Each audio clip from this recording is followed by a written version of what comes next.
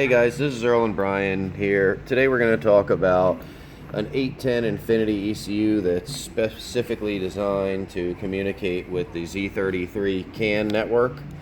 So this would be typically used for a VQ series engine, which is what comes in the Z33 chassis. But this unit is programmed to integrate and interpret the CAN communication in that chassis. So this is actually a 30-7110 ECU, but we're going to use it for an LS3 style application. So we added 2 cylinders of injectors and 2 cylinders of ignition circuits to the harness. Now everything is laid out in the same way we lay out all our LS2 harnesses.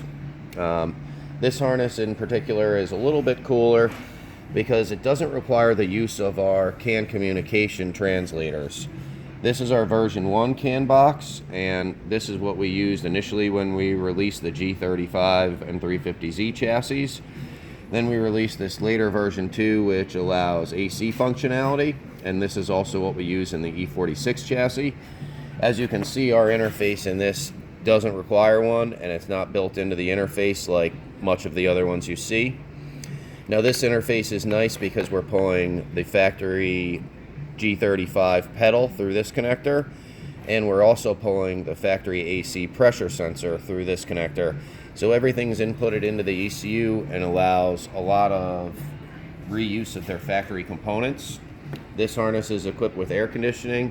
It'll have traction control available through the ABS module of the car.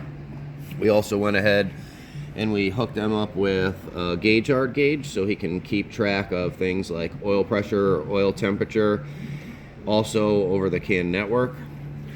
So we can take a bigger look at the harness. We've got everything in our normal construction. The oxygen sensors are loomed in heat-proof fiberglass coating. We've got 1 wideband sensor per bank of the exhaust. Our transmission branch, again, is coated in the nice fiberglass loom. We've got a map sensor here. It's a rear map sensor. They're using a Bosch style, which is going to be an OEM GM unit. It's compatible with the AEM ECU. And they're also going to use their factory oil pressure sender from the GM motor, which is also compatible. You just have to change the scaling factors in the ECU to make all these items work properly. We gave them a fuel pressure sender as well, so they can keep track of their fuel pressure. And I went ahead and gave them an oil pressure sender. They're using a GM style air intake temperature sensor, which is going to work fine with this application. Basically, it's a very similar layout to all of our LS harnesses. Integrated coils. And then I went ahead and I replaced the cam and crank and knock sensor wires with shielded cable. And I also replaced the throttle open and close motor with shielded cable. So that'll be a nice interference-free harness, so they won't see any magnetic interference as they run the motor on the dyno or in real-time applications.